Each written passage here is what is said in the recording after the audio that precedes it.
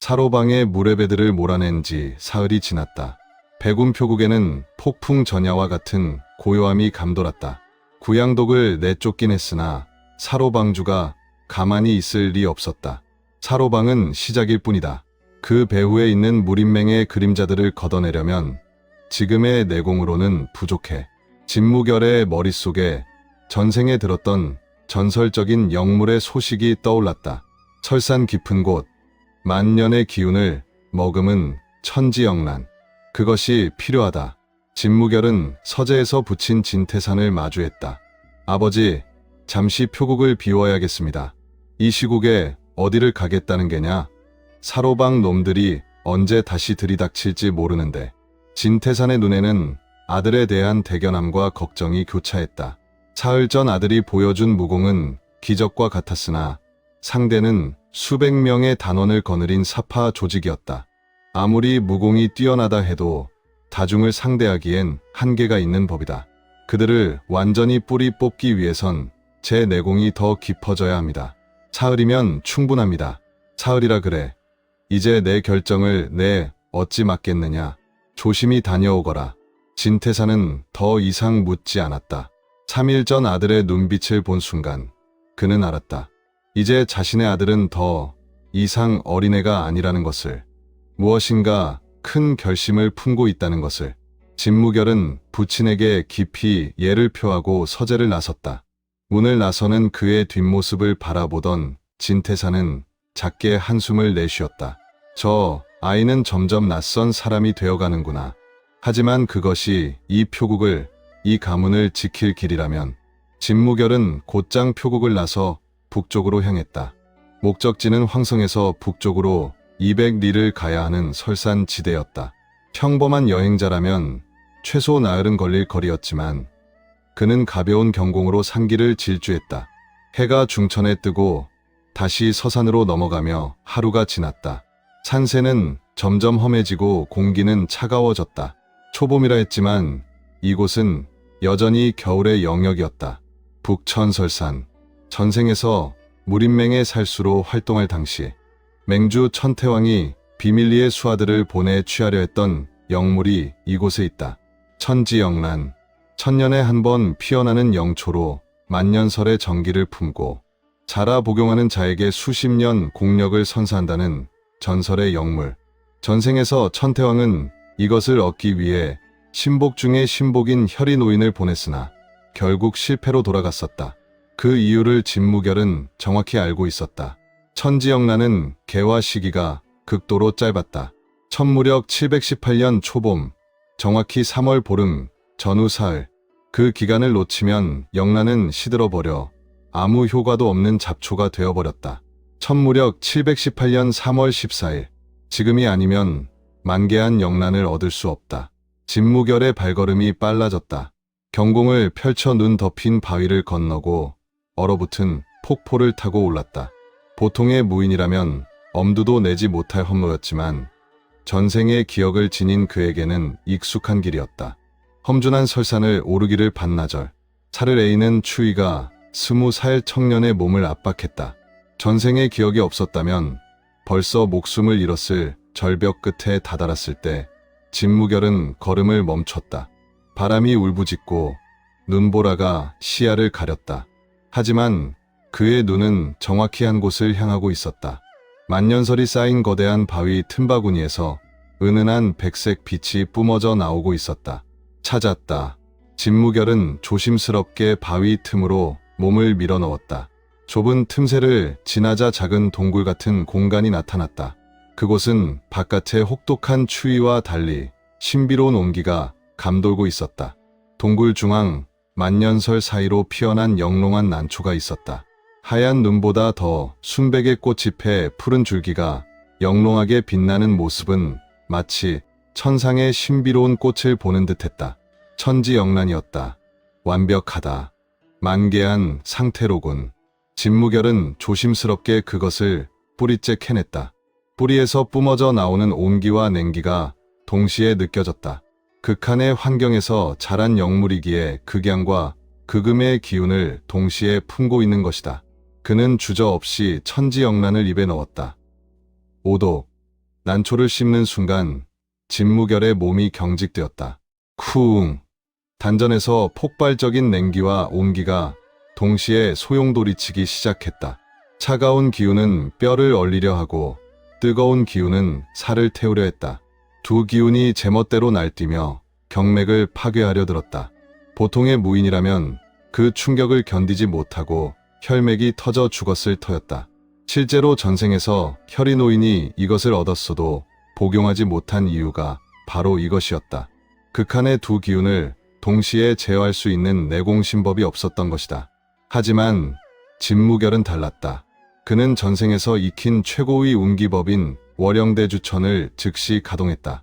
월영대주천은 검성 시절 그가 독자적으로 개발한 운기법으로 음양의 기운을 조화롭게 다스리는 비전이었다. 내 육신은 비록 20살이나 내 영혼은 백전노장이다. 굴복하지 마라. 진무결의 의지가 몸 안의 두 기운을 억누르기 시작했다. 차가운 냉기는 달빛처럼 고요하게, 뜨거운 열기는 그림자처럼 부드럽게 순환시켰다. 하지만 고통은 상상을 초월했다. 차가운 기운은 뼈를 깎고 뜨거운 기운은 근육을 태우는 고통이 이어졌다. 진무결의 이마에서 땀이 폭포처럼 쏟아졌다. 그 땀은 곧 얼어붙어 얼굴에 고드름을 만들었다. 동시에 몸에서는 뜨거운 증기가 피어올랐다. 극도의 한기와 열기가 동시에 한 몸에 존재하는 기이한 광경이었다. 진무결의 피부 위로 검은 불순물들이 배어 나오기 시작했다. 세수벌모, 신체의 근골이 다시 태어나는 과정이었다. 몸 안의 모든 불순물이 배출되고 뼈와 근육이 재구성되는 것이다. 한 시즌이 지났다. 통증은 더욱 극심해졌다. 진무결은 이를 악물고 견뎠다. 전생에서 수없이 겪었던 고문과 혹독한 수련의 기억이 그를 지탱했다. 이 정도 고통, 천태왕에게 당했던 그날의 배신과 고통에 비하면 아무것도 아니다. 2시즌이 지났다. 이제 검은 불순물은 거의 배출되었고 두 기운의 충돌도 점차 약해지기 시작했다. 진무결의 의지가 그 방대한 기운을 완전히 길들이기 시작한 것이다. 3시즌째, 마침내 난폭하던 기운들이 진무결의 의지에 따라 단전으로 응축되기 시작했다. 미약했던 내공이 폭포수처럼 불어났다. 1년, 5년, 10년. 기운의 흐름이 단전에 새겨지면서 내공은 기하급수적으로 증가했다. 15년, 18년, 그리고 마침내 20년치에 달하는 순수한 진기가 그의 몸에 완전히 자리를 잡았다. 동시에 그의 경맥은 전생의 기억대로 재구성되었다. 검성 시절의 경맥 구조가 20살 청년의 몸에 구현된 것이다. 4시즌째, 쾅! 진무결이 눈을 뜨는 순간 주변의 만년설이 거대한 기류에 밀려 사방으로 비산했다. 그의 눈동자에는 전생의 검성과 같은 깊고 서늘한 빛이 감돌았다. 성공이다. 진무결은 천천히 자리에서 일어났다. 몸이 믿을 수 없을 만큼 가벼웠다.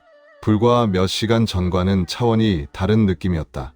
이제야 비로소 백운신검의 진가를 발휘할 수 있는 그릇이 되었군. 그는 가볍게 손을 휘둘렀다. 검도 들지 않은 손끝에서 날카로운 검기가 뿜어져 나왔다. 푸른 빛을 띤 검기는 허공을 가르며 동굴 밖 거대한 바위를 향했다. 콰직. 거대한 바위가 두 쪽으로 갈라지며 무너졌다. 깨끗한 단면에는 그 어떤 거스름도 없었다. 완벽한 검기였다. 아직 전성기의 30%도 안 되는군. 하지만 지금의 무림에서 이 정도면 인류 고수의 반열에는 들었다. 진무결은 만족스럽게 미소 지었다. 이제 백운신검의 5초식 중 첫 번째 초식인 백운첨공을 완벽하게 구사할 수 있었다. 나아가 두 번째 초식인 백운승월도 절반 정도는 발휘할 수 있을 것이다. 그는 동굴을 나섰다. 밖은 여전히 눈보라가 휘몰아치고 있었지만 이제 그 추위는 진무결에게 아무런 영향을 미치지 못했다. 천지영란의 기운이 그의 몸을 극한의 환경에도 견딜 수 있게 바꿔놓았기 때문이다. 진무결은 절벽 끝에 섰다. 발 아래로는 아득한 낭떠러지가 보였다. 구름이 발밑을 지나갔다.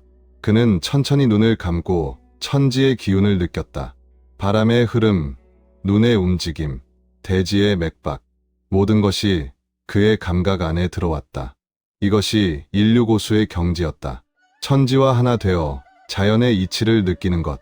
사로방, 그리고 천태왕, 진무결의 눈이 번뜩였다. 이제부터가 진짜 시작이다. 그의 입가에 차가운 미소가 번졌다. 전생에서 당했던 모욕과 배신, 그리고 죽음, 그 모든 것을 갚아줄 시간이 다가오고 있었다.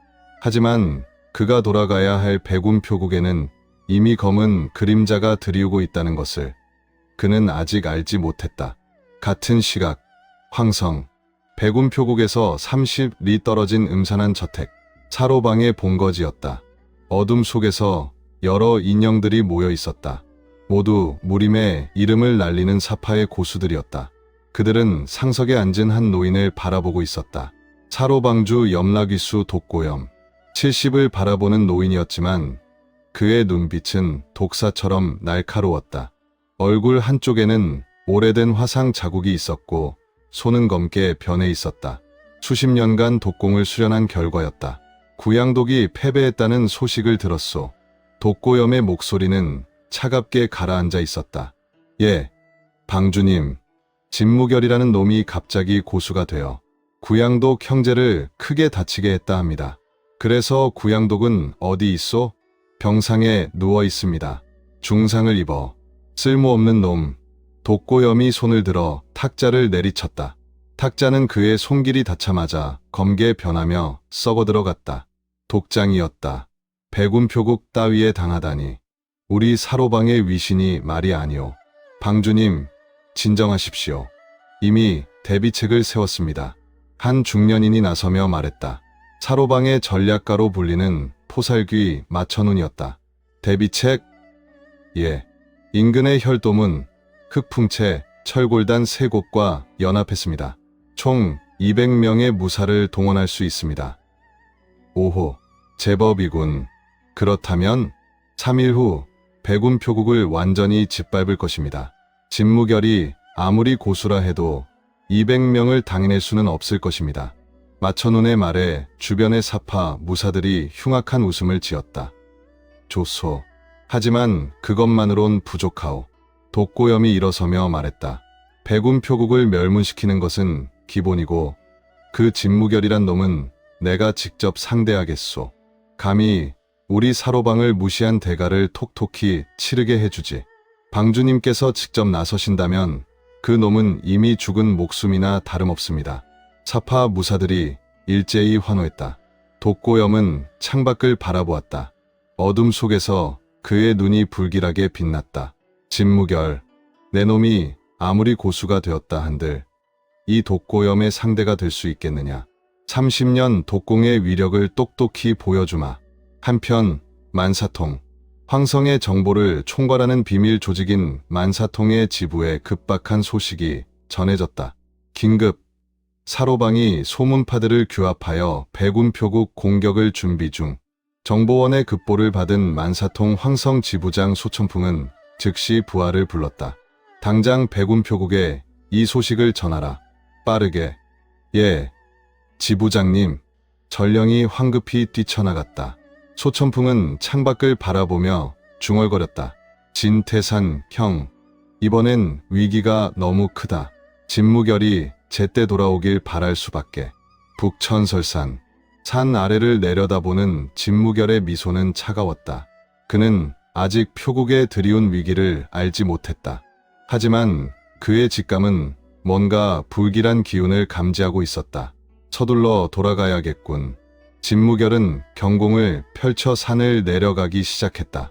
천지영란의 기운으로 강화된 그의 경공은 이전과는 비교할 수 없을 만큼 빨라졌다. 눈 덮인 산을 가로지르고 얼어붙은 계곡을 건너며 그는 마치 바람처럼 이동했다. 올라올 때 반나절 걸렸던 길을 불과 한 시즌 만에 내려온 것이다. 이 속도라면 내일 해가 뜨기 전에 표국에 도착할 수 있다. 진무결의 눈빛이 결연해졌다. 사로방이든 무림맹이든 천태왕이든 이제 그는 두렵지 않았다. 천지영란의 기운을 얻고 검성의 기억을 되찾은 지금 그는 새로운 전설을 쓸 준비가 되어 있었다. 밤하늘에 보름달이 밝게 빛나고 있었다. 그 달빛 아래 한 청년의 그림자가 빠르게 남쪽을 향해 달려가고 있었다. 운명의 전쟁이 시작되려 하고 있었다.